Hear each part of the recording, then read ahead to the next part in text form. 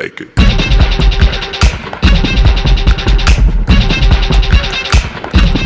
Take it like it.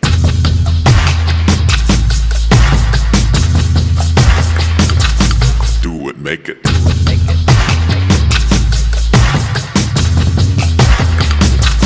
Do it, make it.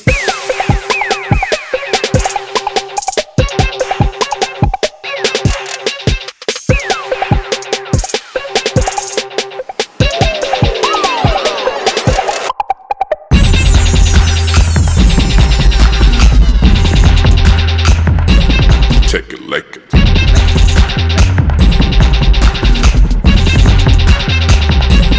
Take it like it.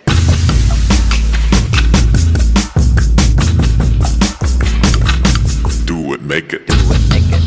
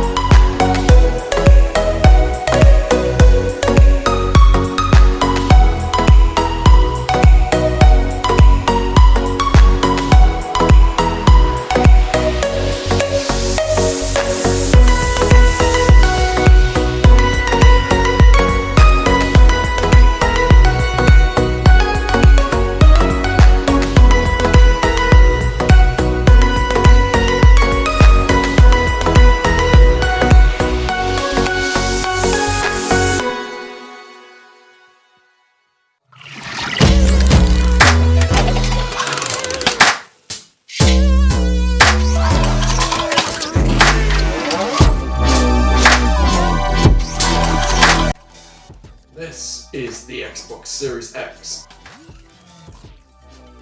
So if we have a look at the Xbox Series X, it's the greatest and latest games console from Microsoft. The controller is a mild refresh from the original Xbox One controller. Main differences are from the original Xbox One that there is now a new share button, and instead of using micro USB for charging, the Series X now uses USB-C for charging. However, unlike the PS5, the Series X controller still only uses two USB-A batteries. The biggest difference between the previous gen Xbox One and the new Series X is the CPU, the specs, the CPU and the GPU. The Series X 3.8 GHz CPU cores. GPU, it has got 12 teraflops of power.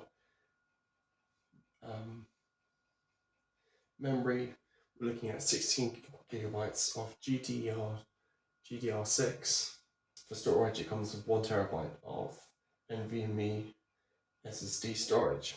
This huge performance allows the Xbox to play games at a high refresh, such as Call of Duty at 120 FPS, supposing that you've got a 120 FPS monitor, or high resolutions with high graphics. The games that are optimized for the Series X and which take full advantage of the CPU and GPU performance look visually stunning. There's a big grizzly bear. We need to avoid this.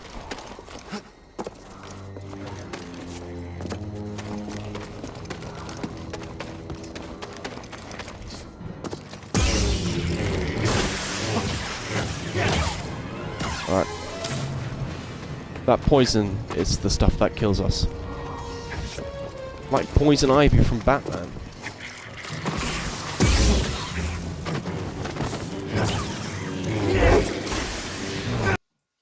Forza Horizon 5 is optimized for the Series X. The difference between the Xbox One version and the Xbox Series X is night and day. Games come with different graphic settings, just like on PC. For example, Forza Horizon 5 has two modes, graphics mode and performance mode. And in performance mode, Forza Horizon 5 will play at 120 FPS at 1080p in graphics priority. frame rate will be lowered to 30 FPS, but the resolution will be increased. Some other titles have ray tracing, which is Forza Motorsport. Call of Duty will play at 120 FPS. Of course, to play at 120 FPS, you'll need a HDMI 2.1 120 FPS 4K monitor, which are on the expensive side, to say the least. As long as you've got a 4K 120Hz monitor or TV with HDMI 2.1, games will look amazing. Another big difference between the Xbox One and the Xbox Series X is the storage. The original Xbox One came with a hard drive, which is kind of slow in 2024. The Xbox Series X comes with an NVMe SSD, which significantly reduces the game load-up times, making the games feel quicker. It also allows multiple games to open at once and change between games, just like on your phone, as if you've got multiple tabs open. For example, you could be playing Forza Motorsport, launch up Forza Horizon 5, and then switch back to Forza Motorsport, and both games would be still running in the background. Pairing Series X with a standard 1080p 60Hz monitor, increased graphics, but of course if it's a 60Hz monitor, the 120 FPS titles like Call of Duty will be able to run at 120.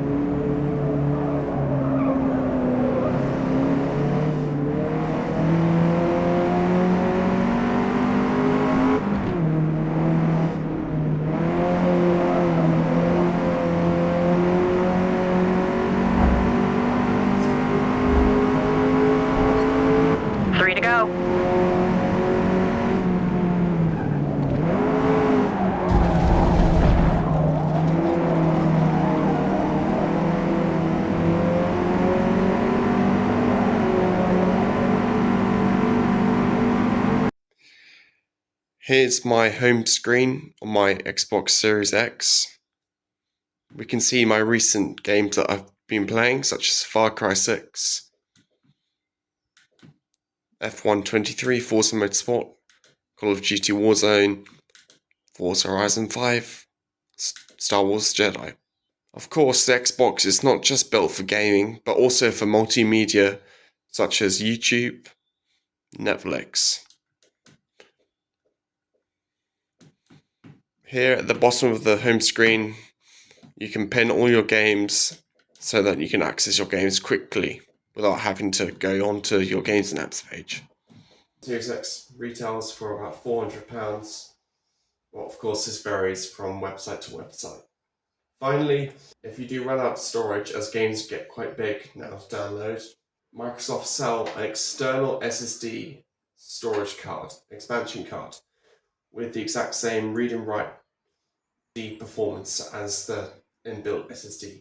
Here I have a 1TB external SSD drive, and it performs just as well as the inbuilt SSD in the Xbox. The Microsoft Xbox Series X is my favourite gaming console of all time, and it's definitely worth upgrading over the original Xbox One. So the PS5, which is also a very good console. So if you're looking at getting a new next-gen console, I would recommend looking at the Xbox Series X.